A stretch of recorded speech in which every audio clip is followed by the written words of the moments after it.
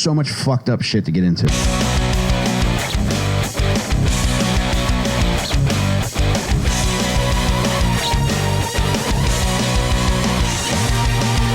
Lil Stinkers. Welcome back to Lil Stinkers, baby. I am Michael fucking Rainey here with Cal Donjala. Hey, Mike. Hey, everybody. Happy Thanksgiving to you. Happy Thanksgiving. Jacob from Mattera, happy Thanksgiving. Gobble, gobble. Jeff Simmons, happy Thanksgiving. Man, I'm here with two of my biggest tryptophans. I am sleepy. And you is tripping. Thank you. I feel terrible. I got what I deserved. I made a very inappropriate joke, and I spilled non-alcoholic beer all over my pants.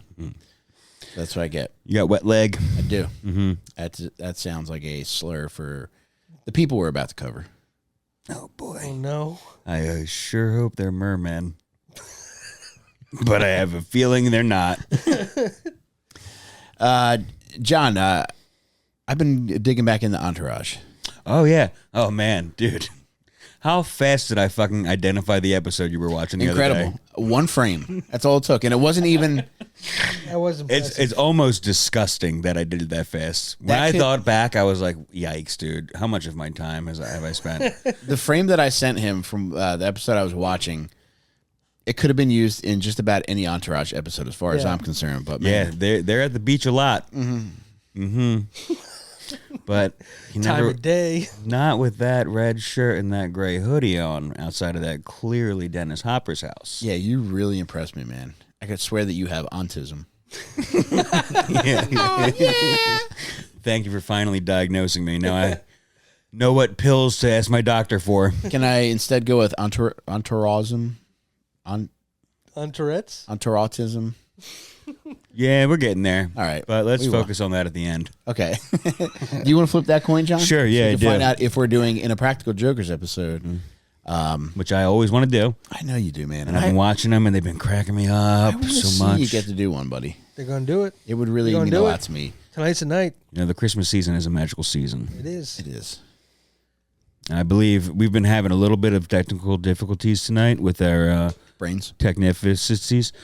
And I'm hoping that nothing happened to the Boeing because, as everybody knows, the Boeing is back.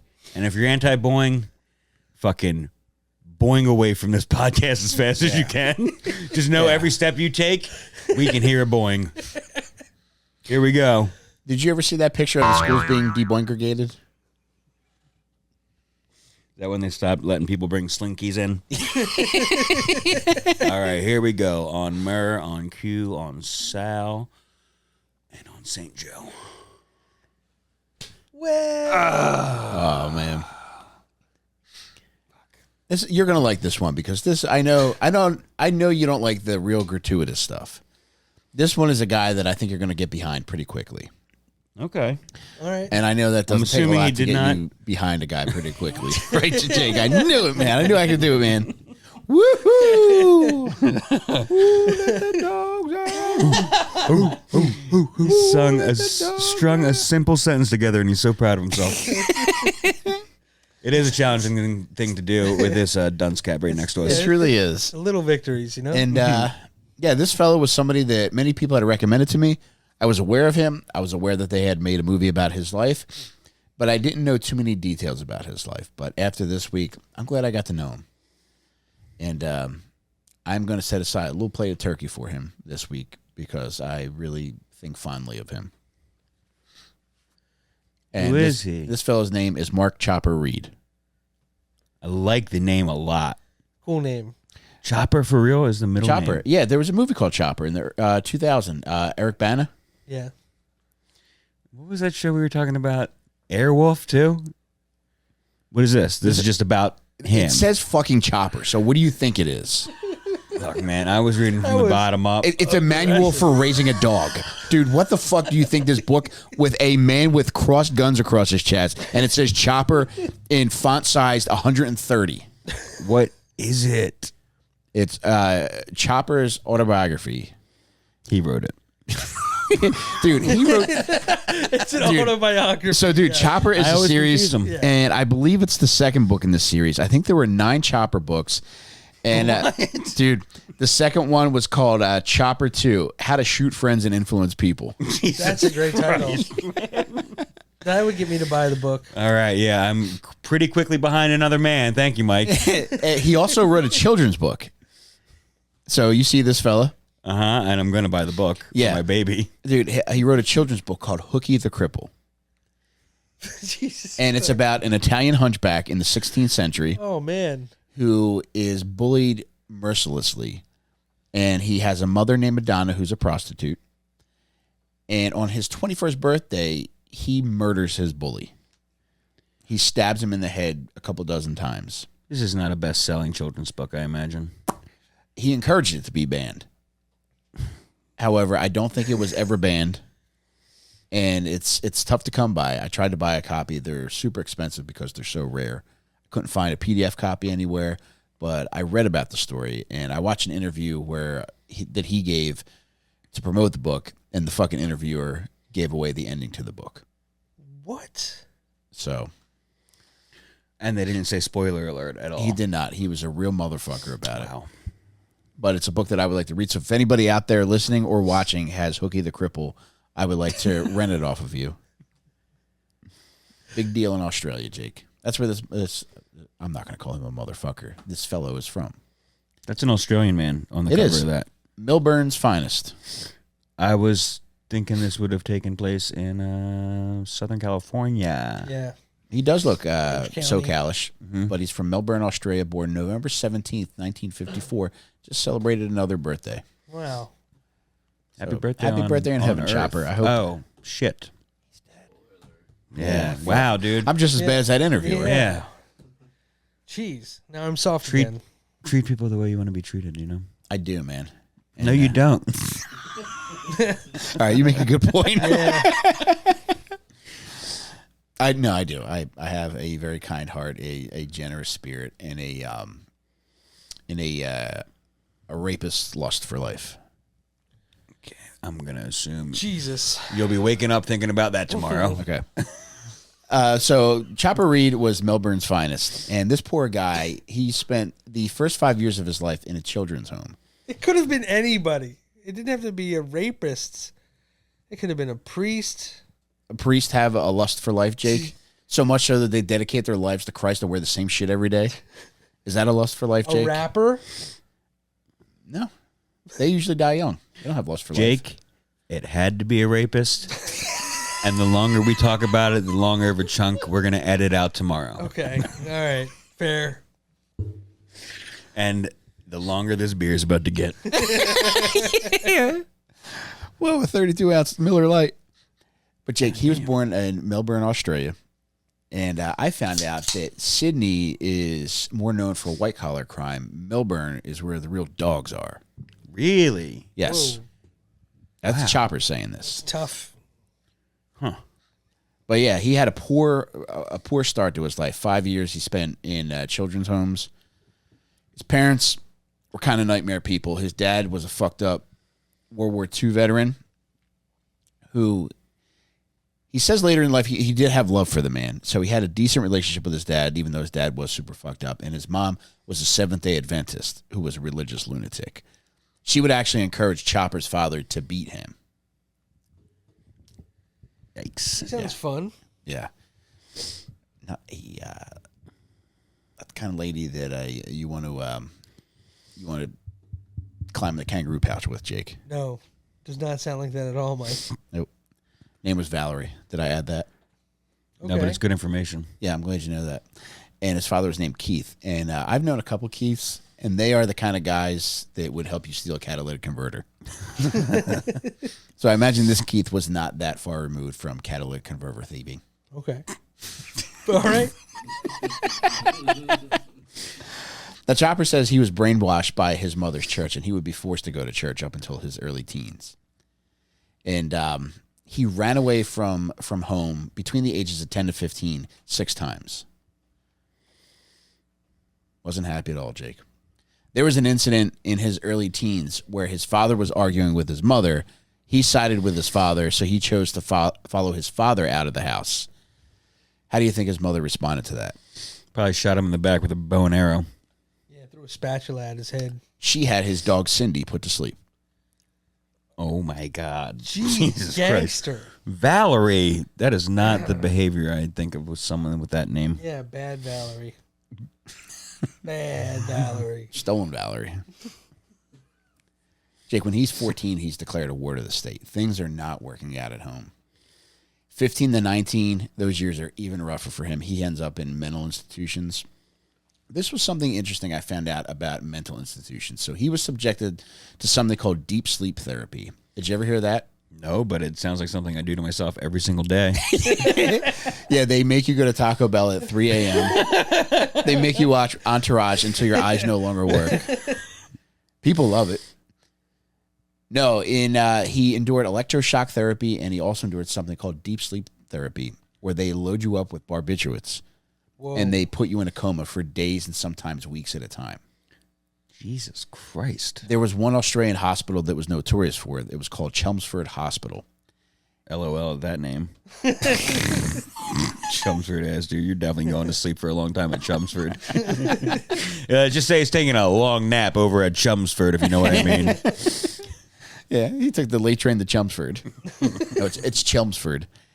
There were upwards of 24 people who succumbed to the after effects of this deep sleep therapy.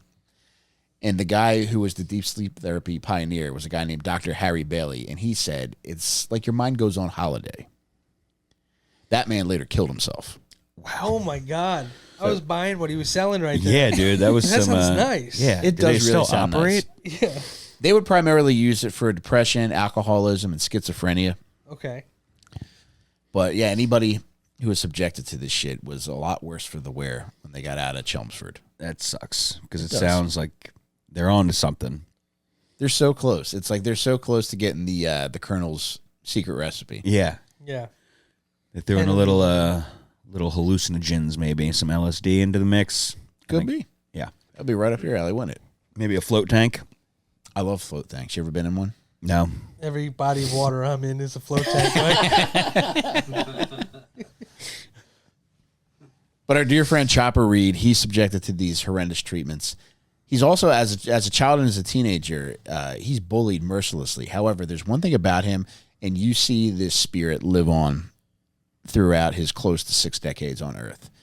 He says he endures over hundreds of beatings, and every time he keeps coming back for more. He's a trooper. Oftentimes it was older kids bullying him, but Yeah. he just would not let up, and he would not avoid them. He would take his ass whippings and come back for more. Damn. He's just trying to, like, play with the neighborhood kids, or is he, like, being a little fucking neighborhood dickhead? I think it's just a combination of being close to feral, Yeah. and then also kids know you come from a fucked up background, so they want to fuck with you even more. He's definitely the one to get Yeah. picked out and picked on. Yeah. Yeah. I found out something funny. When he was 15, he got to meet the drag queen, Dame Edna. I'm not aware of Dame Edna's work, but Do you want me to maybe show you a I'll- picture real maybe quick? I'll yank off to her later. I don't know if you're going to want to yank off to this lady, because she seems like a lot of fun, though. You've seen her. Yes. Oh, yeah. Yes. There was a hullabaloo at a shopping center close by to where he was staying, and he went to check it out, and Dame Edna gave him a kiss on the cheek. Wow. Isn't that nice? Yeah, moments in history that make you say, who gives a fuck? When will it all end? Yeah, I was thinking like we should podcast with loaded guns, or maybe give Jeff one. So you know how people can say 3 times in a row our names that we can get the helmet. Yeah. Maybe if we can get 10 names in a row, Jeff gives us the bullet. This book is pretty entertaining, man, and there's a lot of very funny parts. There's some, I think he's prone to exaggeration. I think he's also prone to making shit up. However, there are parts where you're just like, that can only be interpreted as honesty. There's one part where he's talking about how non-white people in Australia, he refers to as wogs.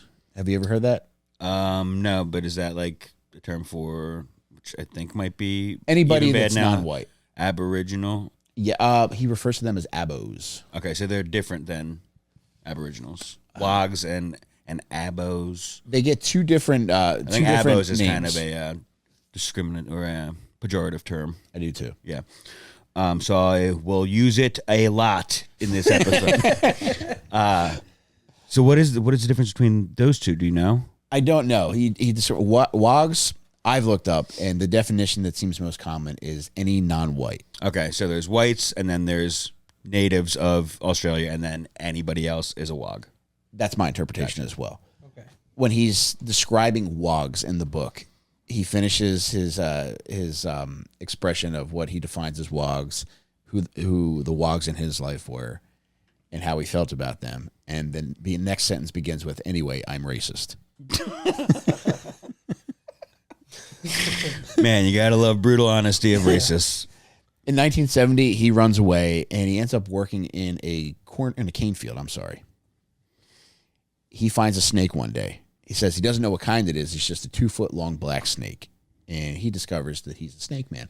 Jake, have you ever handled a snake? Never. I mean, just my own, Mike. Oh, Sorry. every day's a workout when you're walking around with a 20-pound python in your pants. John, are you a snake man or just gerbils? Well, they make a good team. You find each other in the middle. You think the snake goes on the outside, even better on the inside of your penis. In case you're only listening, I'm pointing to my penis. I think I have held a snake of some size, maybe a 4-foot snake, 5-foot snake in Costa Rica. You just are hungover as shit at 23 years old as the oldest guy on the trip. Should have graduated college a year ago. You're only a few months younger than the TA. You're getting really drunk still, drunker than everybody else. And then you're fucking hungover and they're handing you lizards, dude. You got to do it. Most people would be like, fuck this, I'm sitting in the back. I'm just going to try to take a nap in the corner. Bro, you got to be up front and handling lizards when you're young and hungover. Gotta fuck a few frogs.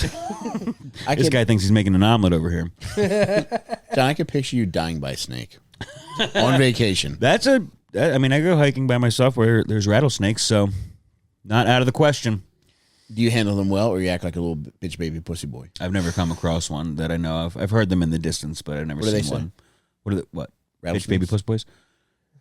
You hear it's like a rattle, Sounds like Are you familiar with the word rattle? I didn't ask what sound they make. I asked you what they say.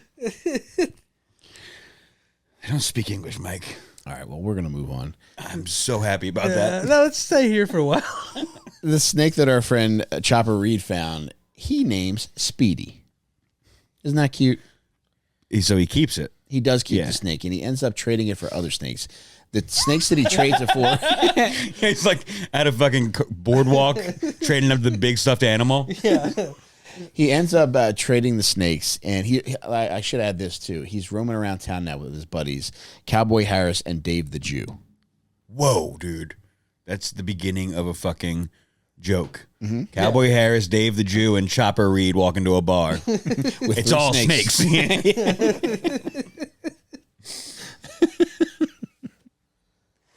Wow, what a wrecking crew. Are they in their 20s at this point, or is he like a teenager still?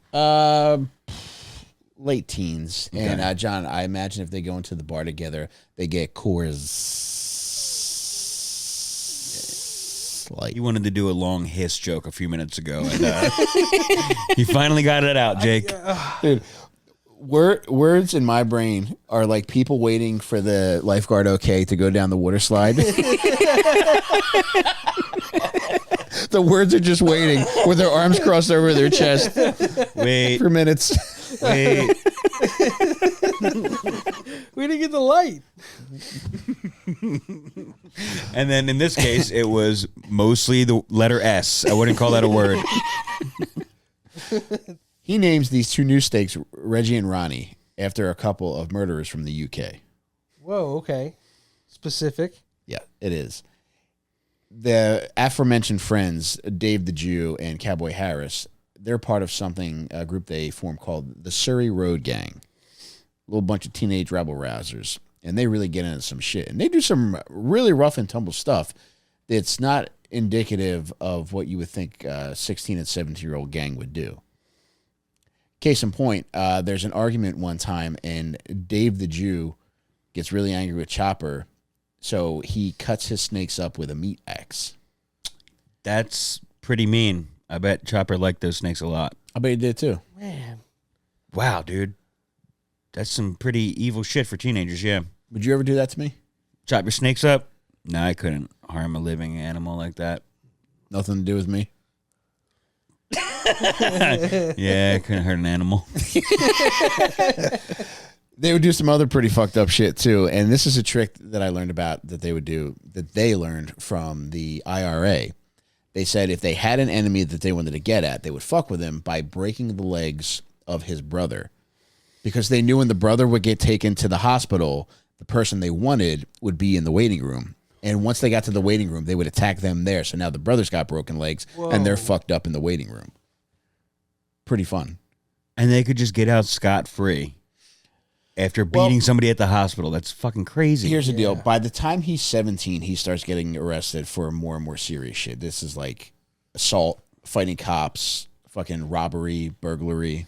And there's no, like, anything to be a belief system like the IRA, right? They're just being bad for being bad's sake, right? Brother, it's like Outback Steakhouse. No rules, just right. Yeah, that thing. How long's that been in line for the water slide? Pretty quick. He wasn't looking, so I just went. Just cut off a little bit. End of the day, nobody's really on the slide anymore. 1975, he does his first big boy bid in a prison called Pentridge Prison. This is for armed robbery, Jake.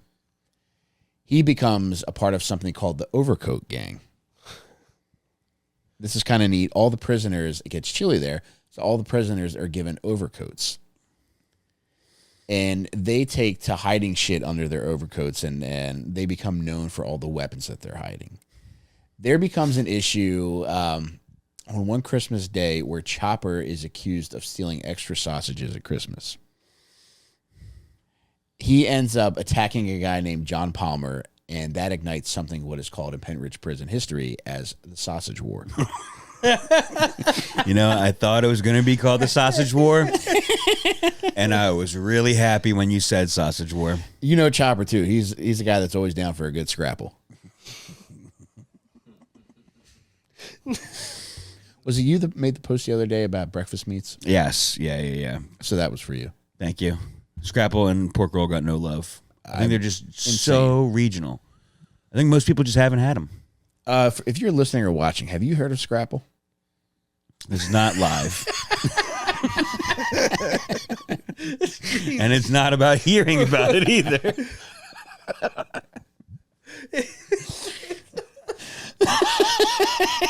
You're a fucking alien, dude.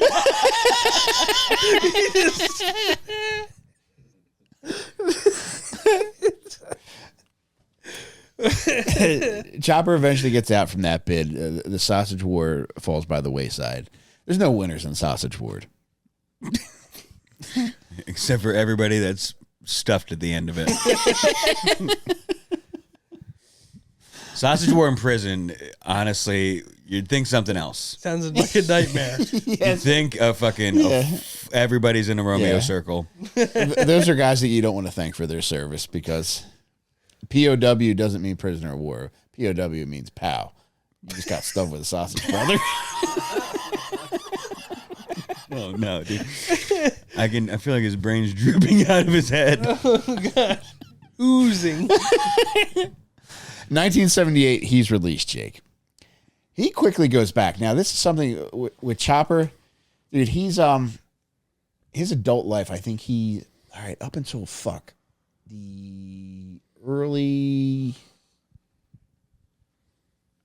late 90s. So there's a period from the 70s to like 1998 where he's only free for 13 months. So it's close to 3 decades. And he says he loves prison. He doesn't mind going back. Some people say it's because he just wasn't that bright. I disagree. I think some guys just don't give a fuck if they go back or not. I mean, it seems like a lot of people are capable of having a good time in prison. He's one of them. Yeah.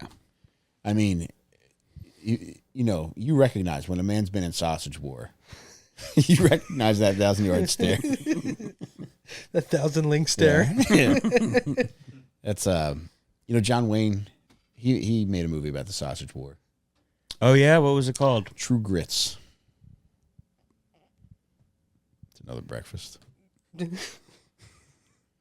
I want the water park to close. Somebody shit in the pool. I don't see a turd. There's one in there. Just shut it down. This was very nice, and it just shows what a true blue friend Chopper Reed is. He gets out in 1978. The same year, his buddy Jimmy Loughnane is on trial. He shows up at his buddy Jimmy Loughnane's trial and sneaks a sawed-off shotgun into the court and holds the judge at sawed-off shotgun point, What? begging for his friend's release. He eventually has the gun wrestled away from him, and he writes a letter to the judge after he's locked up saying, "Look, man, it wasn't personal. I just wanted my friend out of jail." Sweet. There was no Nice bullets. It message. was just sausage links in the gun. If anything, you would have had an extra breakfast. Oh, God, I'm getting so hungry right now. You have no idea, man. He goes back to the Pentridge, and he's in an area called H Division. The tides are starting to turn, and he's kind of like they're conspiring against him, and he senses that violence is imminent. He can't get out of there. The only way out is to get a medical transfer. In his mind, he thinks like, all right, I'm going to induce a medical emergency. What do you think he does? Ooh, punctures his stomach area. Bites his tongue off. That ends up happening to him, but not At until his own later. hand?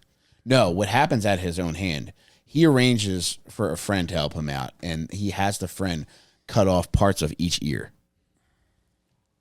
Just like the tops where it wouldn't affect Yeah, your life, when you really. see a picture of him, it will look like he's got ears. They're just very close to his head, and there's parts that are just missing. Yikes. But it's why did you bring up stomach stuff? I just figured there's sharp shit in there, and he seems like a dumb enough guy to stab himself in the stomach. Mm-hmm. Well, in 1979, an op of his named Bluey Brazel ends up stabbing him to the point where his fucking intestines are hanging out. Whoa, that was And you can before see- jail. No, what's that? That was in jail? Yes, it was in jail. Damn. He gets sewn up. The next day, he's working out again, and he ends up breaking through his stitches because he's next working day? out. Yes. Oh my God. That's man. insane. He said he opened up his stitches again doing push-ups the next day. Buddy, you need to rest for 6 weeks. I'm not him. I mean, there's just probably not a doctor in there after you get sewn up. It's probably just like, all right, get back out there, you little rascal. They probably send you to a vet in prison, Yeah. especially if you're a vet of the sausage war. Two different kinds of vets there. I like it. I don't like it. I hated it. You think when a veteran of the sausage war dies, they play scraps? My God. That's what they put in the sausage to make it. I figured that. Jake, in 1987, It's not really scraps. what are they putting in there? Put good meat in sausage. They don't. It's not true. Have you ever tasted Scrapple? I've already asked the audience. I've made some. And we're still waiting on a response. Yeah, have you guys? Well, it scraps, Jake, Yeah, I believe you. which is why they call it scrappage. He gets released in 1987, Jake. And everybody that he has beef with, they're known by their first name and then their country of origin. In 1987, he ends up shooting a fellow who's a drug dealer named Sammy the Turk. Now, this is a common theme amongst his victims, is they're people that are also members of the underworld. I couldn't find any record of him victimizing somebody who was a regular run-of-the-mill Polite innocent. society. Yeah. Yeah. So that's one of the things that makes him very likable. Is Yeah, he's stayed criminal on criminal crime. yeah, and part of it was like he seems like a decent person, but also he theorized that like, look, if I'm robbing a guy on the street for $20, as soon as I turn the corner, he's running to the cops. If I rob a drug dealer for $50,000, what's he going to do? Yeah. Yeah. Pretty smart. Pretty sound logic. Yeah. But he gets caught all the fucking time. Yeah. You can only be so smart, you know. Now, for the shooting of Sammy the Turk, he's found not guilty because it was ruled self-defense. Wow. This- What was Sam the Turk trying to do to him? Also shoot him? Yes. There's this very cool Australian 60 Minutes video that was filmed a couple weeks before Chopper Reed dies, where he ends up admitting to 4 murders.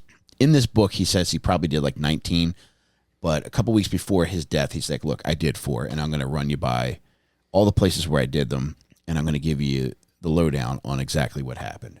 And this shooting was one of them. So he says it was just a beef with a drug dealer, and he got the upper hand on the guy, and he ended up shooting him dead. In 1987, he shoots another fella, which he ends up going to jail for. This fella was named Nick the Greek. I feel like I've seen him in multiple movies. Yeah, right? Yeah. Hey, Mike, I have a question. Yeah. Who's the host of 60 Minutes in Australia? Hugh Downs Under? I love it. Thank you. That was good. Thank you. He was the host of 2020, but... There's 2 water parks open now? When one water park closes for shit, Jake, another one opens for everybody else. I've always believed that. He does a few years in jail, and in 1991, he moves to Tasmania. By choice. That's Yes. not like mini jail for Australia now. No, he feels like he could get a fresh start. So he moves to Tasmania. He ends up going to jail there. It's the fucking trailer park boys, dude. Every season he goes to jail. Dude, he's out for he's chilling in Tasmania for a little bit, and he actually puts out his first book, which is just Chopper, from the inside, in 1992. And he's allowed to profit from that because it's not like directly about some kind of big murder or something. No, like yeah, that, right? Yeah, I mean, the worst he's been convicted of at this point is shooting a guy. right. And it was And he does self-defense. a couple so, of years. Yeah. Okay. Well, the second one wasn't self-defense. Right. However, in 1992, oh fuck, I wish I printed this shit out. God damn it, I'm fucked. He goes to this really rough and tumble prison called Risdon Prison, and he has a very funny, gives a very funny explanation of what life in the prison was like. And he uses the word retard at least 8 times in this one paragraph, describing what the prison was populated with. But of course, he's saying it with an Australian accent, so it's even funnier. I know, man. God, they have those tongues of theirs. I don't know what. This guy's always thinking about Australian guys' tongues. Oh, man. You a creep, Mike. I'm a dingo, baby. I'm trying to eat that baby. But Jake, he goes to jail in Tasmania for shooting his friend Sidney Collins, and that's why he goes to Risdon Prison. Okay. Risdon's had a few issues where they've had people break out of there constantly. And there was 11 years ago. There was a famous prison escape from Risdon, and the guys who were escaping, a couple of their boys had announced on Facebook that they're planning something. They were like, it looks like so-and-so are getting out sooner than everybody thinks. And then like a couple of days later, those 2 guys escaped from Risdon Prison. Whoa.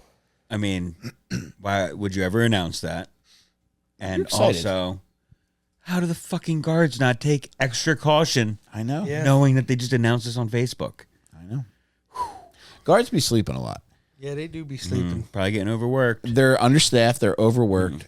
Paid. No, I think they're paid pretty well. Are they? I think so. Yeah. What's good for you? 7? I think probably 8. All right. Okay. Quick aside. Yeah. I went to get ice cream down the street last summer, and there was a grandmom in front of me with what I assume was her grandkids, because this bitch looked like a fucking lizard. And she had a shirt, and on the back of the shirt it said overworked and undersexed. Oh, yeah. That's that lizard butt. Mm-hmm. Gotta get that lizard butt worked more, lady. Cold blooded. That was just one day where I wished I wore my heated rock pants. Was she thick, Lizzie? No. Was she thin, Lizzie? No, she was regular old Frumpy grandma Lizzie? Motley Crue. She looked like she would have no trouble getting out of a couch, but a regular jazzercise class would give her problems. Okay, yeah. So That's fine. It's fine for a mum. It Apt is, description. Yeah, I know exactly who you're talking about. Yeah, I've seen this lady too. what's your name then, dickhead? I didn't ask her name. Annette. You fuck. You know, it's So sorry. crazy. I see ladies that look like my mom constantly. Yeah? Do you guys feel that way?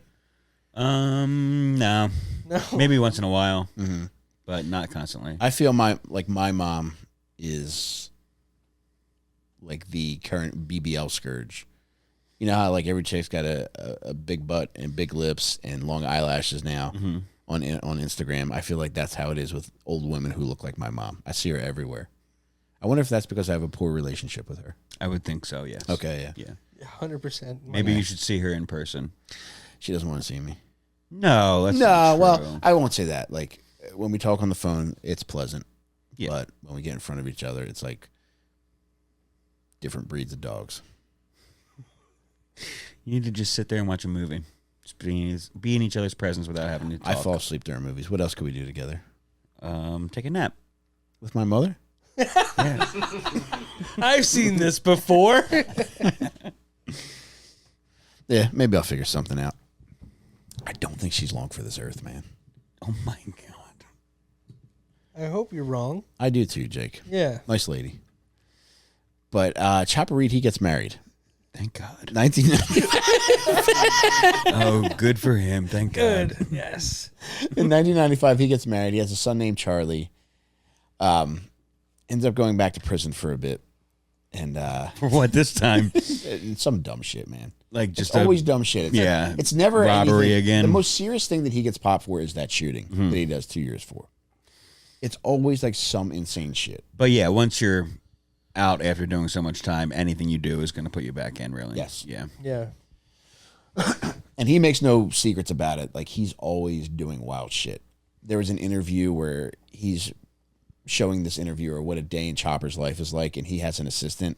And I can't remember what this fucking guy's name was. How do you get a fucking assistant? Bro, it's not hard because at this point he's like a cult hero, and whatever the fuck this guy's name is, he calls his name and he's like, let's show her what a crack shot I am. He's got a rifle. He has the assistant hold a bottle with his fingertips, Oh my God.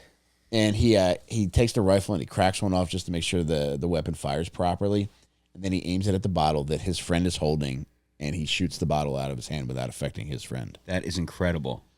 Pretty fucking cool, man. Fuck. And it just adds to the legend of Chopper Reed. And the fucking journalist just was like, okay, yeah, go for it. Just has 911 ready. In August of 2000, he's starting to turn his life around. When he has kids, he becomes a much gentler Chopper. Okay. But he still went back to jail, so. He does. But it's not for like violent-esque. It's for weird shit, but it's like he likes being there.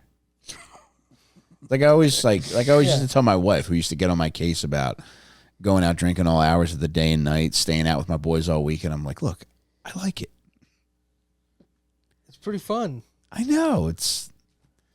Yes, but he's skirting responsibilities that he should be taken care of is the issue. Counterpoint: if your dog's chewing on a shoe, are you going to take the shoe away from him? He clearly likes it.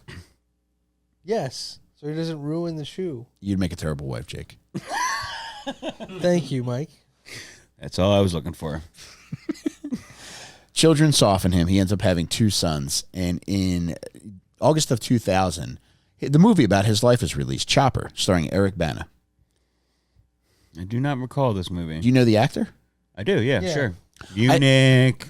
Funny people. Paul. A really good actor. And I didn't know this until I learned about Chopper, but Eric Bana was a comedian. Really? Yes. An Australian comedian. Yes. Before he was famous as an actor, I suppose. Yes. Did you see any of his stuff? I didn't, man. Chopper also takes up stand-up comedy at a certain point. Sure, of course he does. He does. He does a live show with a professional Australian football player, and then it's like a combination of storytelling and jokes. He also takes up rapping. Got to fill that hour somehow. You really do. Yeah. And I think he's a fine rapper. He talks about how people are just going to talk shit about his rapping, but he tells them to go fuck themselves. It's kind of nice. So he's a career criminal. He loves writing books. He loves rapping. He loves doing comedy. And I forgot to mention this, but when the movie Chopper comes out, any money that he made from the release of that movie, he donates to the Royal Children's Hospital of Melbourne. Wow. Really nice. Yeah. Yeah. Seems like a good dude. That was a very nice thing to do. Yeah, not too. This guy's not that evil. No, he's not. Yeah. But in 2001, his wife divorces him. Oh, But in was he 2000, in jail at the time? he was not. No, Okay. he's able to keep his nose relatively clean after he gains a little bit of steam here. Uh-huh. In 2002, that's when the children's book Hooky the Cripple is released. All right, so that's over 20 years old. That's Yes. Yeah. Yeah, Okay. And was probably not a very wide released book. dude, he ends up selling at the time of his death. He ended up selling with all of his books combined over 500,000 copies. Wow. So he was cooking, man. That's pretty impressive. People loved them some Uncle Chop Chop. That's what he called himself, Uncle Chop Chop. You made that up on the I spot. swear to God, I did not. Nobody calls him Uncle Chop Chop. He says they do. Do you think they do? No, they don't. I think he might says they do. He says they do, but they don't do. He ends up getting married again in 2003. He falls in love. Hooray, good for him. He also takes up painting. This guy's a fucking renaissance He can man. do anything. He ends up having exhibitions. One of the works of art that I really thought was pretty good was an airbrush casket that he made for himself. And the airbrushing on the top of the casket is him with guns crossed, like the cover of this book here. Mm-hmm. And all along the coffin are airbrushed meat cleavers. Wow. This guy actually fucking rules. He loved using meat cleavers on drug dealers that he was shaking down. He also loved torching their feet. Okay, well, you really saved some of the nastiest shit for the end there. I thought it would be nice.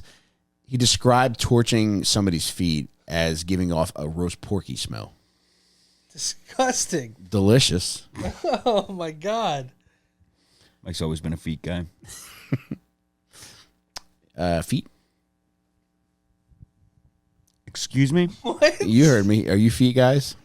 That's what you meant by just feet question mark? I didn't want to be unbecoming. I mean, we are having a conversation amongst many different types of people right now. I'm not doing much with feet, no. No? Nope. No. Yeah, not a feet guy. Sorry, man. I'm sorry, Jake. I Hey, whatever I didn't mean to floats your put you on boat. the spot like that. It's quite all right. But he gets into rapping and comedy in 2005 and 2006. And in 2006, this was very funny. You could find this on YouTube as well. He becomes part of an anti-domestic violence campaign that Australia releases. And it's actually very effective for me. Not in preventing me, but I think it could prevent men who are inclined to do this kind of stuff. I mean, I can't. It's going to take me a while to think of a worse way to say what you just said. Yeah. Also getting in the fighting stance to say, not me, is not a good look. Dude. It wasn't me talking about hitting women. He films a commercial to show how anti-violence he is and to show what happens to guys who commit violence toward women in prison. He's filming it. It's a jail setting, and he's just talking about what a weakling you are if you hit women or children. And he's like, just know that if you decide that you want to abuse women or children, there's guys like me waiting for you on the inside, and we can't wait to see you. And then he starts laughing, and that's how the commercial ends. Whoa. Pretty effective. Yeah. That's fucking scary. It is pretty nice. Yeah. Like, there should be a lot more of that. Yeah, I've never seen. I was just going to hold for your gross fart. Thank you. I've never seen anything like that in America. Very cool. Yeah. Other countries really. They get it right. Their TV stations allow a lot more. What would you allow here that isn't currently allowed? Well, now that I'm inundated with dead bodies on Twitter so much, I'm not sure that I would. But South American countries show actual dead bodies on the news. Really? What's the Blood. thinking behind that? Blood, guts. I have no idea, but I found it drastically different than here in the States. You know how they stop the video way before somebody shoots the gun? Yeah. They play. They let it play. Do you like those kind of videos, Jake? I hate those videos. I don't like them either. Yeah. They really are I don't nasty. like seeing them. I don't like seeing football injuries. I don't like either. any of that stuff. I don't either. So, like everyone was talking about that guy on in Florida State who broke his ankle. Did I you heard about it. I did not see Yeah, it. same. I don't want to see it. Yeah, it's gross. I ain't going to look at it. I'm not looking. I don't like injuries to people, to animals. I don't like seeing deaths. I think the most outrageous thing I wouldn't mind seeing is an old person. No, I shouldn't even say that. But Oh my God, what was it gonna I be? don't want to know. Don't. He's never stops himself is from true. saying anything. they turned the water off on the slide. I couldn't go down, man. He's gonna get rubbed raw on this one. So he's got a little boy at this point, and in 2012, he has an 8-year-old son who he enrolls in something called Little Athletics. And Little Athletics is a sports organization for kids where it's like the Australian Little League, except it's track and field. He wants to volunteer for Little Athletics. Initially, he does. Where he gets into trouble is he wants to be the guy that fires the starter pistol. Oh my God. And that's all I want to do. And I want to point it wherever I feel like. Eventually, a bunch of the other parents make a big stink about it, and he's no longer allowed involved in the Little Athletics Club. At all. Because of his background. Yes. Because when you go to jail for shooting somebody, you can't be super hyped about only operating the starting pistol at Little Athletics. Yes. That's a lesson we could all learn. Like, if you wanted to volunteer at a police station, you probably could. But if you're somebody like me who's been very vocal about his life, I probably could not be the cocaine crossing guard in the evidence locker. Sure. Yes. And I'm not sure that anybody has that position at all. But Jake, this is very sad. In 2013, he's diagnosed with liver cancer. Oh no. He also says that he contracts hepatitis C from using a shared razor in prison. Seems like something that could happen to you. Okay, Yeah. and that would cause liver damage. I don't know if it can cause think liver so. cancer, It does. but I think I the two believe go it hand can. in hand. Okay. Yeah, damn, that razor killed him. He could still be alive. Could have. Yeah. Could be, And- but now he's shooting that starter pistol in the sky. Where do you think Bolt's going, Heaven? Bullets? Yeah. There aren't bullets in starting pistols. But in heaven, you got to get what you want. So there's probably bullets in those. Yeah. Little wings on those I bullets. would love an entire live stream where you explain exactly what you think heaven is. Oh my God. Just That'd be the great. immediate response. But in heaven, you get what you want. What little fucking ideas about heaven have you created for yourself? I'm thinking about Little Monsters. Do you know when Fred Savage goes to the underworld? Sure. That's always been my idea of heaven, where you get down there and it's unlimited cheeseburgers and the most fucked up people you have ever seen. Okay, well, you said down there, so I think you might know where you're going instead. No, but you get cheeseburgers in hell. Yeah, but what are the worst cheeseburgers you can think of? I don't think I've ever had It's a a bad one. Wahlburger. There you go, dude. And they're always closing a location right as you get to it. So you never even get it. You're not even excited to get the cheeseburger in the first place, but once you even get there, they're closed. Yeah. And you have to go to the next one. That's what hell is. Hold Jake's hand for this, please. Oh no. I got a piece of bread. October So 9th, fucking sticky. 2013, Mark Chopper Reed passes away. No. He succumbs. I thought he was going to live forever. I did too, man. God. But he kind of does. 10 years ago. We have We lost him 10 years ago. a million of his books. How many did he write? There were 9 of these. Were they all called like Chopper something related? Like, Yeah, there's like Chopper goes to the zoo today. it's like it's like This is like Ernest. Chopper got very upset when he wasn't allowed to shoot off a starting pistol at his son's Lil Athletics Club. so there's Chopper Hits and Memories, the Blowtorch trilogy, Oh man. He the loves that Sicilian roast Defense. Subtitled Feet. They be stinking like pork. One thing led to another. feet question mark. Just that's the title. I'm like, what? Wow, there's even more than I thought. Chopper 10, A Fool and His Toes Are Soon Parted. He cut people's toes off? Yeah, I told you. I said feet, didn't Yeah, I? you said blowtorch them. Chopper 7, The Singing Defective. Eesh. There's just so many of these fucking books, man. Last Man Standing, that's another one. They are like earnest fucking movies. Wow. Fat Belly, Chopper, Unchopped. Yeah.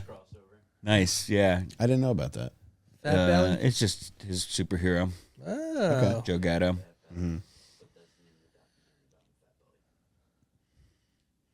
We're gonna have to watch that that documentary.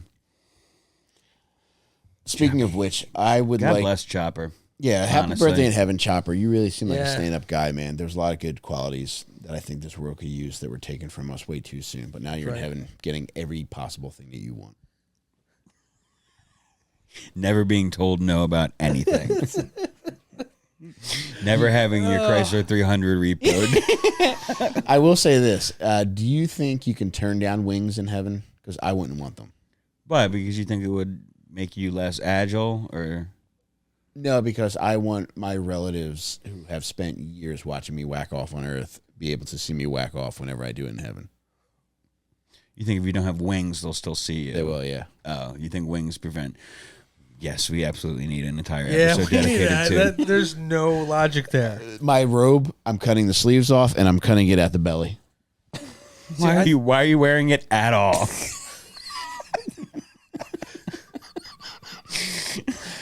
No wings. Listen, here's the deal. You get John, wings are an option Yeah. in his heaven. here's what Yeah. I'm thinking. And if you choose no have to get wings, 'em. everyone can still see you jerk off, and that's what he wants. Yeah, I think I just put the wings on my ankles.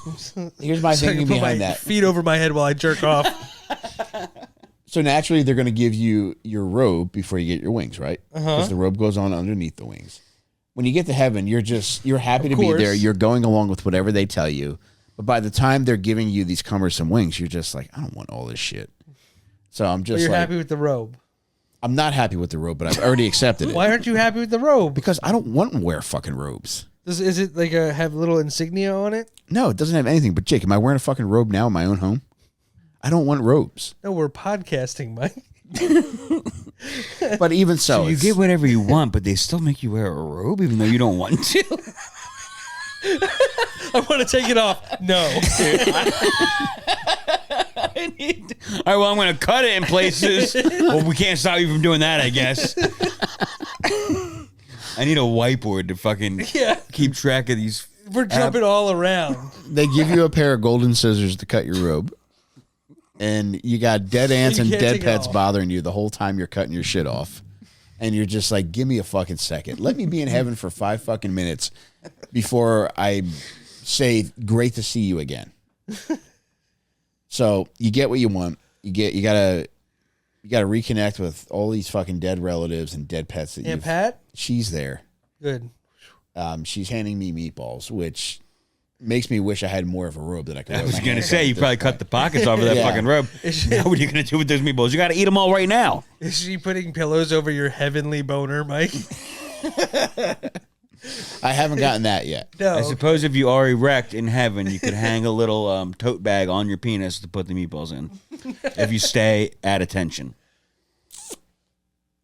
That would make sense. Or maybe some kind of... I like the practicality of that. That's, you could carry a bag, I Yeah. guess, right? Would you mind carrying a bag around I heaven? don't carry shit. I'm going to piss myself. You say ship? No, he's Shit. not going to carry shit, he said. Oh, man. He's heaven. Why would he carry anything? We're gonna carry a fucking white plastic bag around like some fucking poor guy at a bus stop. Get a reusable tote bag with a nice logo of a company you like on it. Listen, man. I just want to. They probably give you a little goodie bag when you get there. Yeah. don't want anything. You know what? A heaven swag bag? I just want to be in heaven. It's all iPod Nanos. I honestly, at this point, I'm wishing they just gave me some more time in purgatory so I can be left to my own fucking devices. Food's not as good, but You get whatever you want in heaven. Yeah. But you're getting bothered by people. Heaven is a beautiful place. Yeah. But as soon as he gets there, he knows he's gonna get bothered. You know, everyone you've ever loved, they're going to be there. then you got to hear all about what they want, all the things that they've gotten since they've gotten to heaven, and it's just like, yes, cool, thank you. Yes, I see. Yes, great. Mike sees. Yes. Who are you talking to? Like a little kid. You know how old people get? Like, old people reach an age where they become infantile. So they say that when you get to heaven, you're at the stage of your life where you are most proud of your physique. I do not believe that to be true. I think when you go to heaven, you're in whatever stage you were when you got put in the ground. I'm going to have a tough time choosing, man. Well, if you're in Mike's heaven, Wow. you won't have a choice. Jake's in heaven as an 11-year-old boy. Kind of perverted. Yeah, his wife's the same age.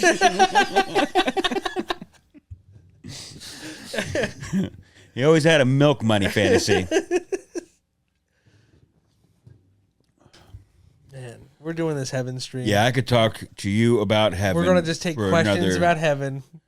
hour and a half Yeah, easily. We'll start a post. I Get love some talking questions. about heaven. You know how the dumbest people you've ever met love talking about heaven? You know, I haven't had many conversations about heaven recently. I could pick somebody out, and they could pick me out, and we'd both say that's a person that likes talking about heaven. That's a heaven talker right there. yeah, it is. Yeah. There's That man has his way with the clouds. what's the artist, the painter of light, Thomas Kincaid.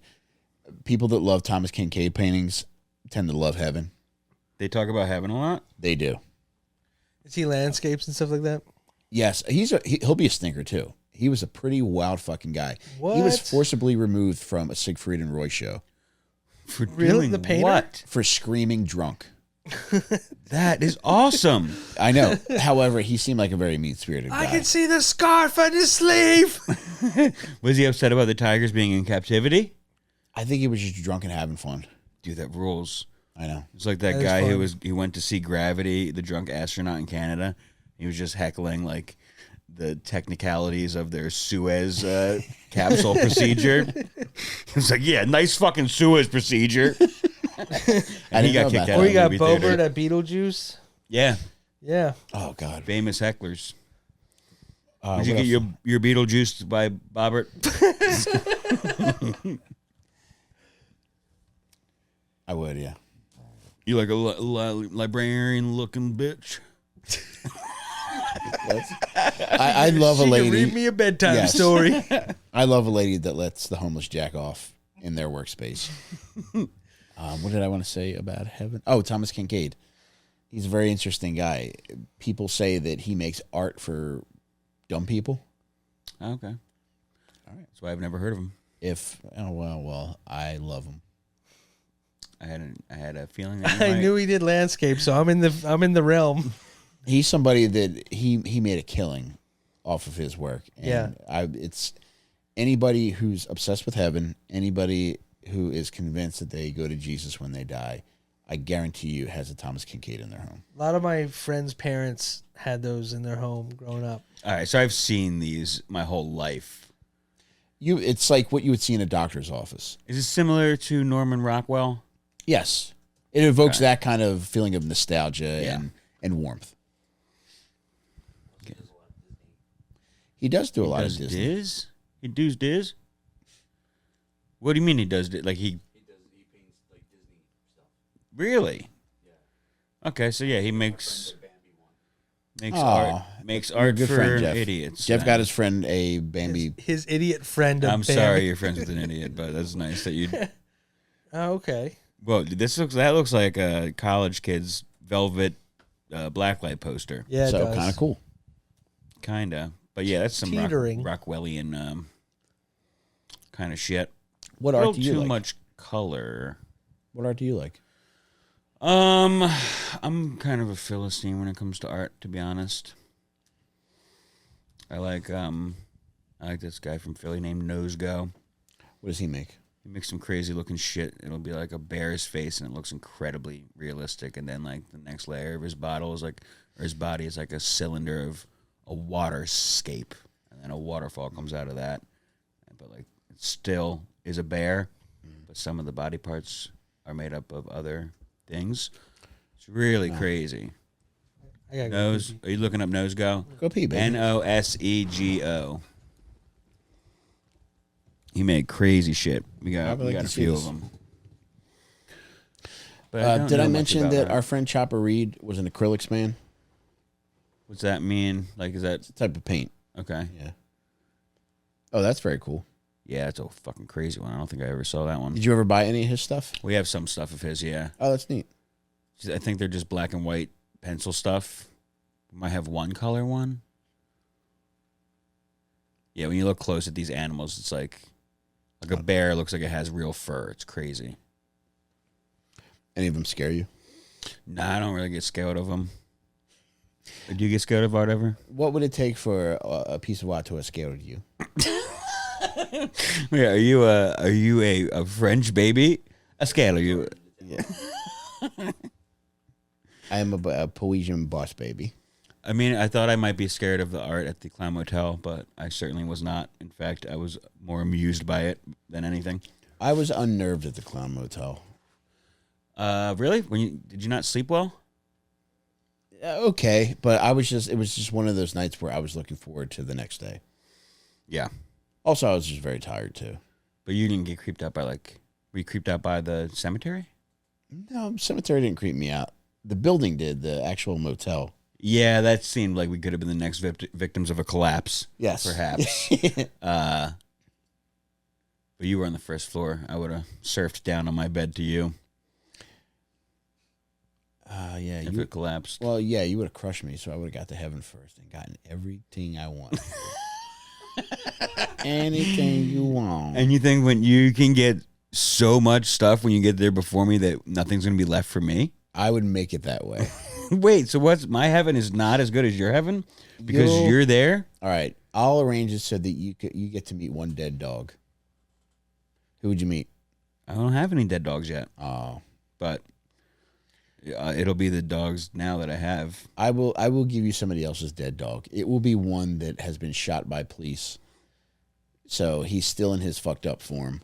And that's what you'll see running at you as soon as you get through the pearly gates. Is a dog whose head's split in two.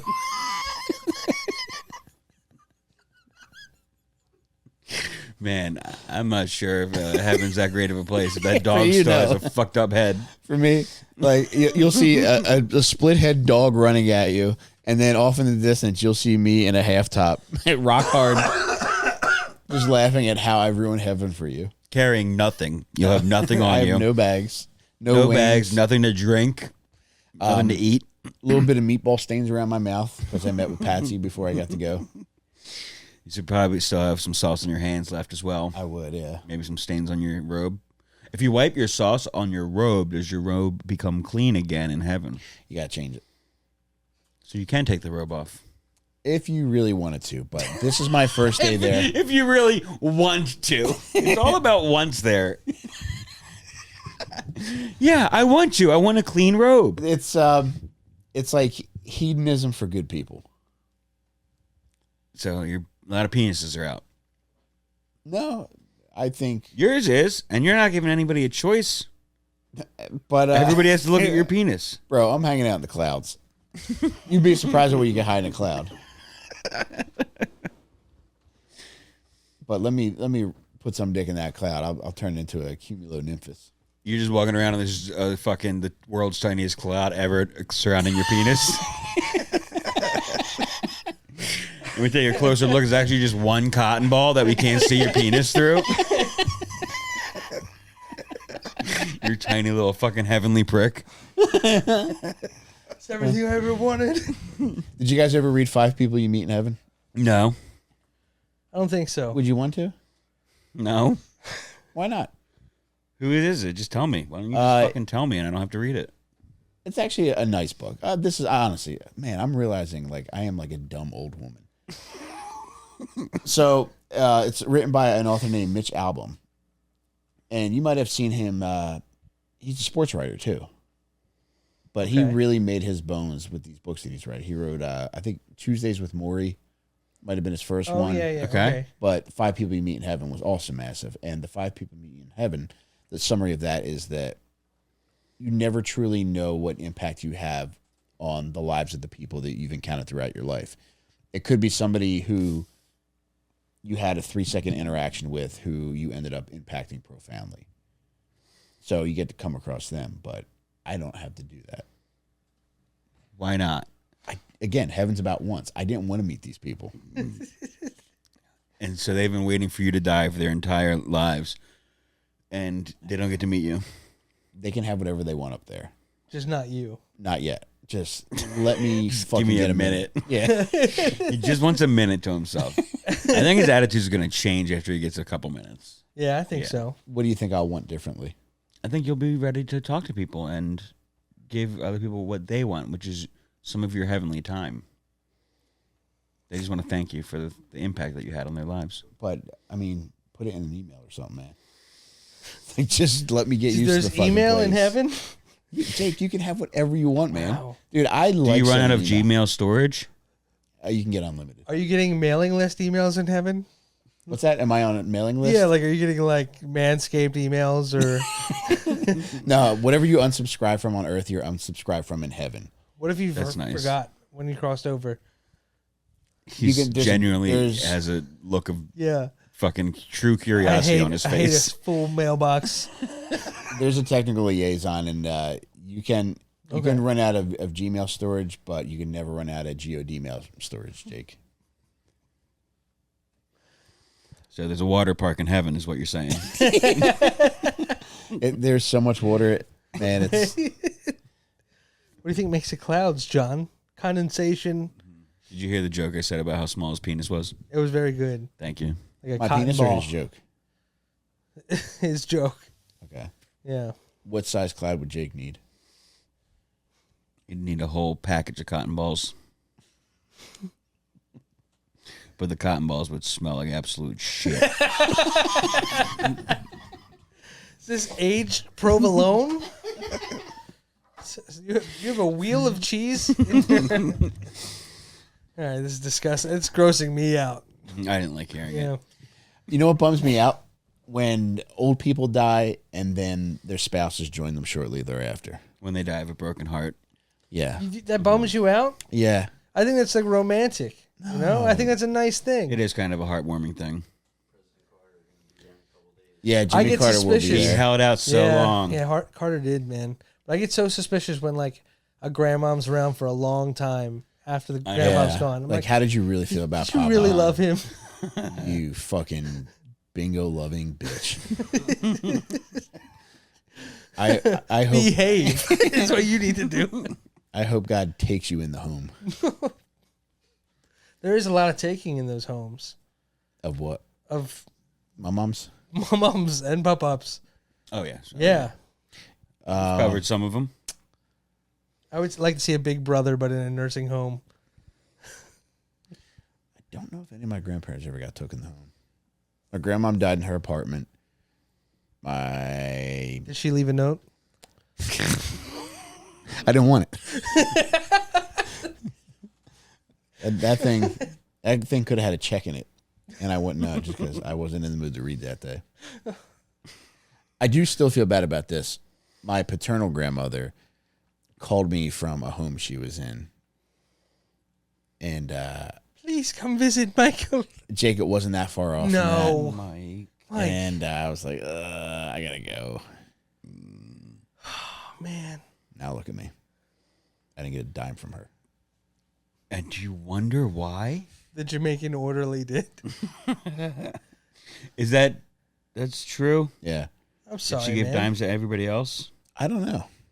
I kind of lost touch with that side of my family, and then my dad had a beef with them, and I think that kind of put the kibosh on anything we stood to possibly inherit.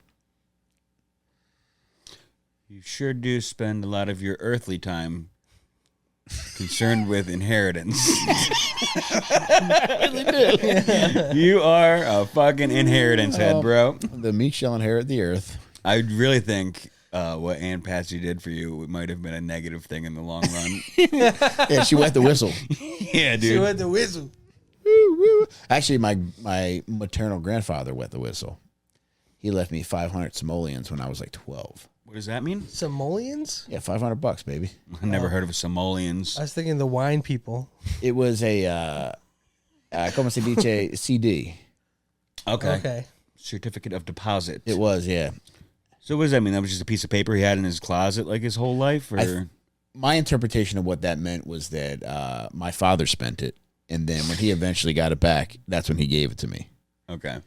Whoa. But I did get some nice stuff with it. And then my Aunt Pat just blew everybody else out of the fucking water. Which why to this day I sing her praises. Were you the most well paid from Aunt Pat's death? No. I was probably on the lower end. And I truly regret running up a credit card that was in her name. Because I really could have made out a lot better. Oh, wait, you got a decreased amount compared to other people because of Believe I did. Damn, and here I thought Mike was something special. How much I'm did sorry, Aunt Mike. Pat have to give? She had a lot. Was it from life insurance or her savings? That and savings. She lived Okay. a very simple life, and she worked for the IRS for a lot of years. Got And that government pension? yeah, Nice. she worked forever. She saved a lot of money. She spent a lot while she was on Earth. She loved QVC, the home shopping channel. Okay. It was always a dream of her to talk to Jeff Hewson, who was an on-air personality. To call. Did she call in? She would call in. That's so She cool. never got to. She got through Link once, up with but it Jeff. wasn't to Jeff. Gotcha. Man, it's that popular that like calling all the time. She only got through once. Buddy, she would order shit every fucking week. Yeah. And she used to have books filled with items with like their fucking numbers next to them that she could possibly want later down the line. Which I take solace in the fact that now that she's in heaven, she has everything she wanted in that book. Because I don't know if That's it's about nice. heaven, but you could have everything you want, John. She's at the big QVC studio in Westchester Heaven. Yep. Is she there in person or is she on the phone talking to Jeff? They're both in heaven. But is she? Are they face to face Are or they on face the to phone? face or on the phone? I don't believe it. I don't He think doesn't. He just doesn't listen to a damn word I say. This motherfucker is halfway checked up the out. steps to the water slide. He's there. He's halfway to the water slide, rubbing sunscreen on his nose. to answer your question in a better way, Jake, I can't picture Patsy and Jeff Hewson ever meeting face to face. One, I don't know that he's dead. She is. And she, as much as she loved him here on Earth, I bet she's in his kitchen slamming cabinets in the middle of the night. I gotta look this up to see if he's still alive. That's a nice ending to the Okay. story. We don't need any more information, Mike. Thank you, though. Jeff Hewson still alive. QVC. What happened to Jeffrey Hewson on QVC? What happened to Mike Rainey 45 seconds ago? This fucking his motherfucker's got heaven brain. He's still alive. He's 71 and he's straight. Oh, that's nice. Okay, he's straight. That's great news That's for good news for Patsy. Aunt It is. Jeff.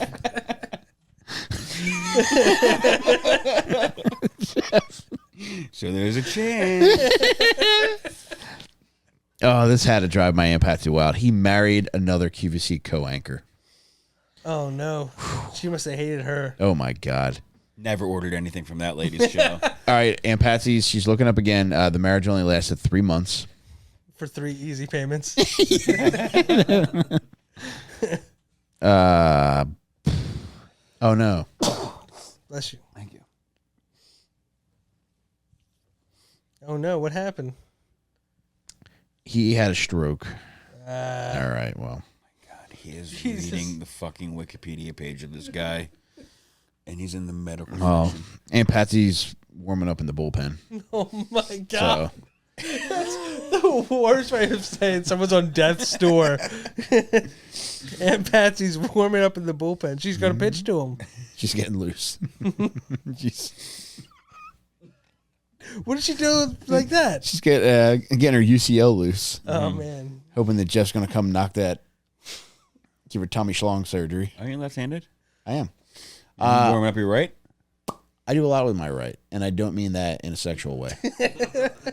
Let's get back to the debt. Please. How much money do you think you lost out on because of the debt you ran up?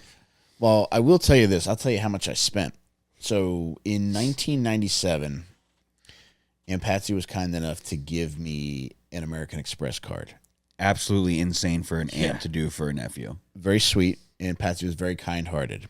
And being a 1997, an 18-year-old man, I did not know how to handle that. Because as far as I was concerned, that was just money I would never have to pay back, which I never did. Absolutely no understanding of Yeah. credit card at all. None. It's just, I knew if I wanted something, I got it. Heaven. So you've had at that time when you were so financially illiterate, you were basically experiencing heaven on earth for I yourself. truly was. Wow. And I ran that bitch wild. My last hurrah was buying myself a computer on the day I quit my job. And this was You know how when you quit your job, you make a gigantic purchase Very that large day? purchase. buddy, I mean, computers were so fucking expensive in It 1997. had to be over $1,200, right? I Like a spent compact? $2,000 on this. That's a I got gateway. upsold on everything. Dude, you got a Dell. You got a full-blown Dell, didn't you? Well, I got a Dell and Aunt Patsy because she's saying hello from the other side.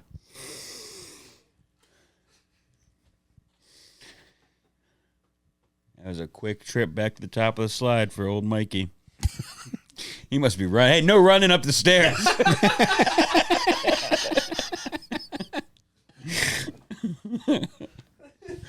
Don't forget to type come quiet in the chat if you're still with us. And Patsy's putting the brakes on my tongue right now.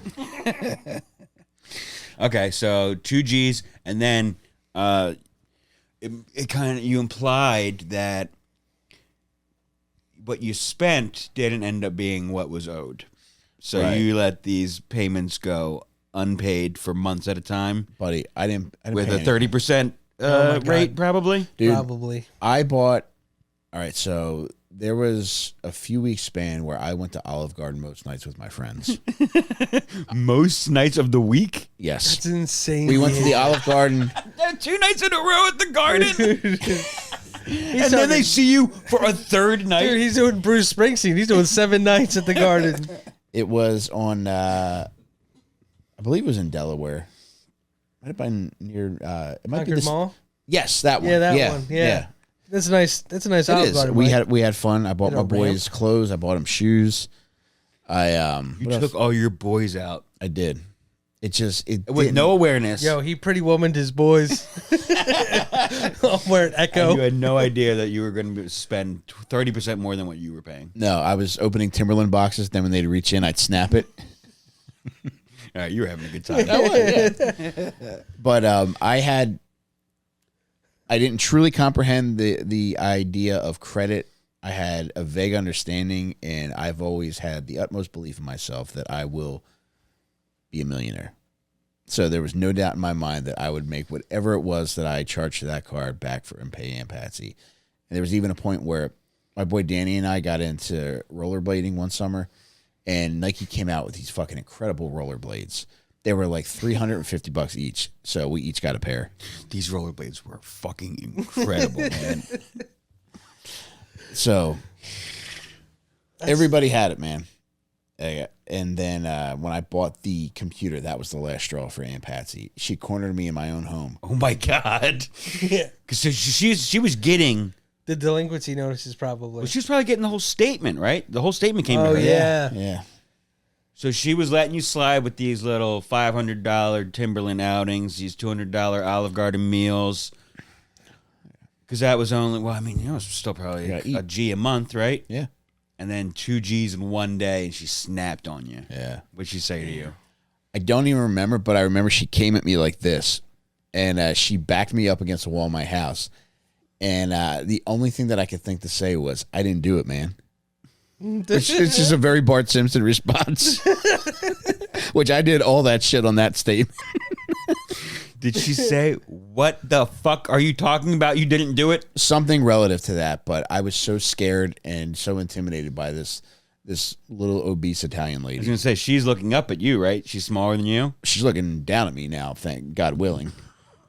If she's looking up at me now, Houston's got problems. Jeff Houston's got problems. She's circling. She scared me, and we did patch up things to a degree before she passed. That was 97. She passed shortly after 9/11. And but things were never the same between Patsy and I. After the computer? Yeah, I mean, dude, I don't know how much I ended up repaying her because I worked at Papa John's. I mean, I had shit jobs. I assume like you that. did not repay her at all. I gave her something. I couldn't tell you how much, but Would you say half? No, Would you say a tenth? maybe a couple $100. Jake, I made $550. Absolutely nothing. You gave her nothing. I'm not doubting that. I'm just yeah. I made like $550 or whatever minimum wage was then. Yeah, whatever you could. Well, okay, so it was her responsibility. She was paying the bill for you. She was, yeah. So it was up to her if it went delinquent then, technically, right? Yeah. I mean, it wasn't my credit card. Yeah, so She you could don't just- even know if if it ran up interest. She could have been paying it every month. Who knows, man? But that's You would have gotten an extra $5,000 on top of your 5 if you didn't do the credit card stuff, is what I'm saying. Thank Yeah. you. That's what I believe. I needed to hear that. Thank you. Yeah. Thank you. Your eyes are welling up, and I don't know why. It's I spoke about it on Twitter recently because ever since I had LASIK, my eyes tear very easily, and plus we are talking about the lady that loved me the most. That's more of the reason I thought. Man, I wish she was here today to give me another 5. Man, I'll tell you what, man. If you've never experienced the joy of getting 5 G's on a Friday, I mean, unparalleled. And you went right to Las Vegas, right? Like the next Saturday day? morning, yeah. That's incredible. I took Steve. One of the dumbest guys of all time. Yeah. $5,000, you're already in Vegas the next That's day, dude. In my defense, I had nothing. yeah. And there was like, Well, in your non-defense, for a second there, you had $5,000. Yeah. And then the next week you did not. But I mean, I get that level of impulse. Like you're never around that much money, and it finally gets dropped in your lap. Like to you, that's $1 million. You know, it doesn't make a it is. difference. There was never like. It took me forever to start to understand the implications of financial behavior. Like there was nothing like at that age, even into my 20s and maybe up to early 30s, there was never anything inside my head which said, hold off on that. Yeah. Now, it was like if, my 20s were punctuated by if it makes my tongue, my penis, or my heart feel good, I'm going to do it. And that money touched all 3 of those. And when I got it, it was just like, this is never going to run out. And again, supreme confidence in myself. Like eventually, I'm going to do something that makes me a lot of money. And yeah, I went through that money in about 4 days. Was it gone before you left Vegas?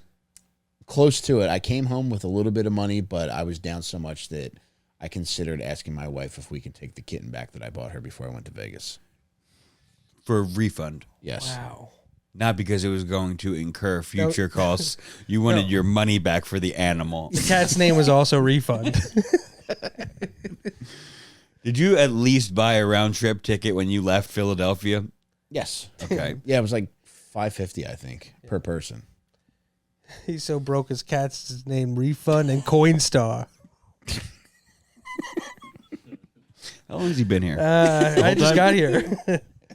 But I'll see that kitten in heaven too. He lived a long life. But Thanks for clearing that up. yeah. This you'll like this too. How exciting could you imagine it have been to get $5,000 during the time when Ocean's 11 just came out and when Rounders had been big for a couple of years? That was the timeline that you were in Yeah. Vegas? Ocean's 11 came out, I think, maybe 21? the month after I went to Vegas, Right? Yeah. and I had Vegas was Vegas hot. fever, dude. Vegas, The Hangover. yeah, not quite yet. I think Okay. Hangover's 2008, maybe. Okay. But man, this was primetime Vegas, baby. Yeah. and I was primetime Mike.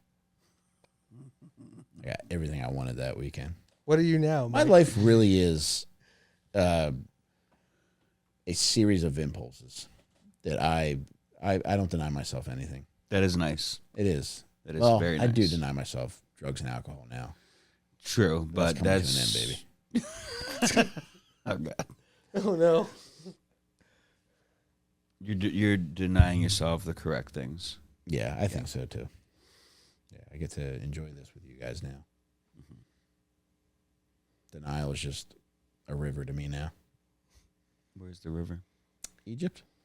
You got it right, everybody. And that's the end of the episode. Guys, please come see me in St. Louis for the love of God. There's more tickets left than there's ever been tickets left for anything in the whole fucking world. I need you there. December 1st and 2nd. And I'll be in Austin, Texas at the Red Room in Cap City, January 26th and 27th. Nice. Hell yeah. Follow me on Instagram and Twitter too, please.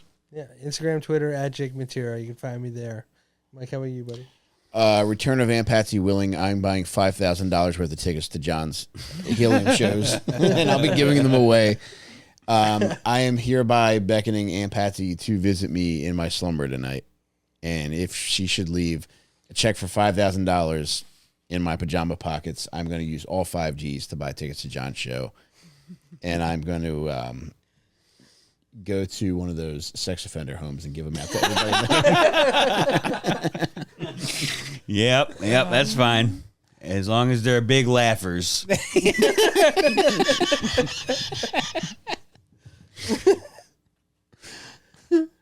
Dude, what would you do if, like, the whole time you're performing, you're just hearing, like, ankle bracelets going off? They're out of bounds.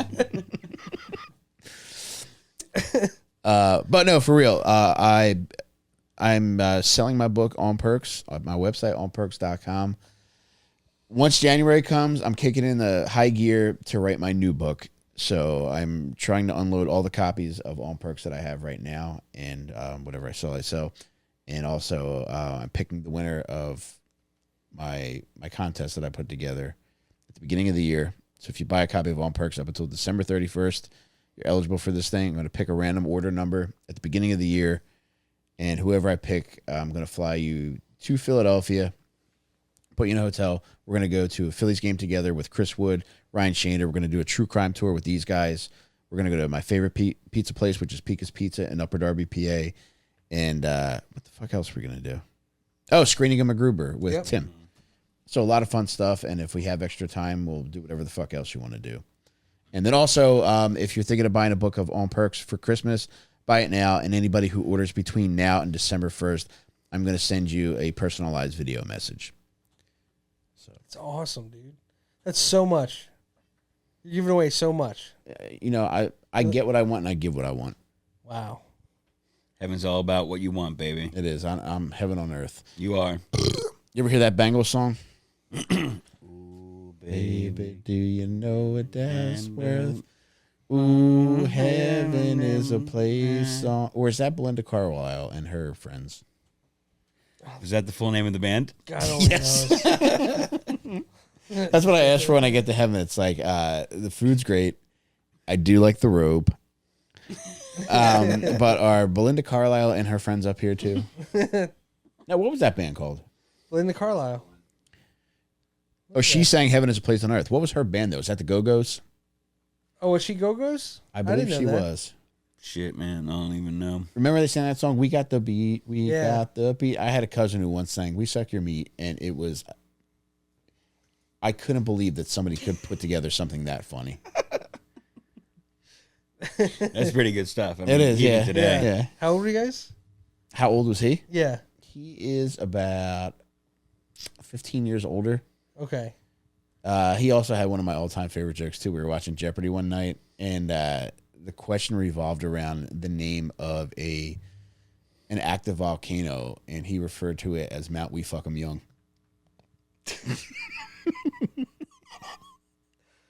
The guy was a machine, man. Yeah. That guy's pretty good. Yeah. So, Richie, I love you. Thank you so much, man.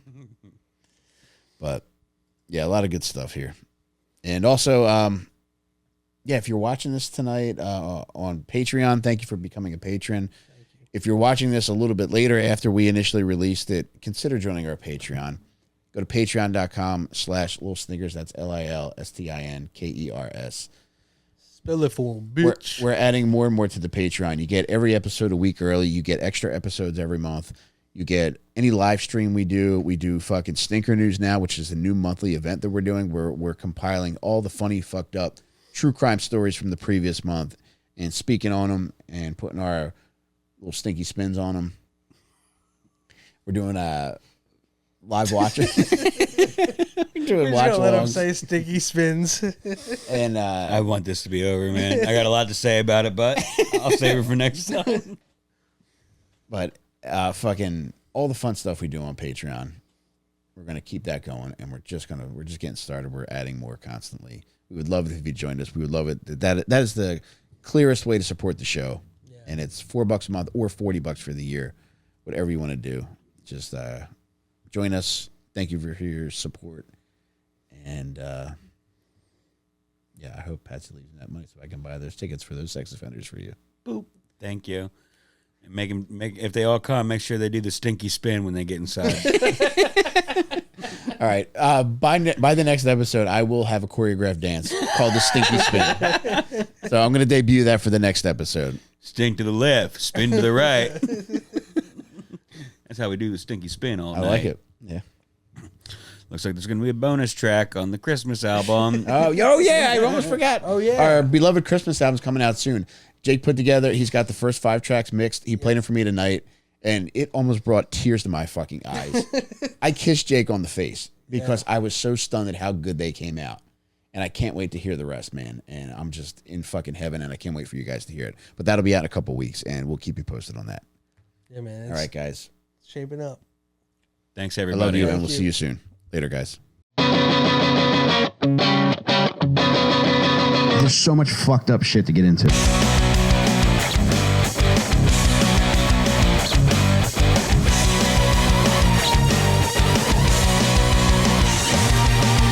Lil Stinkers.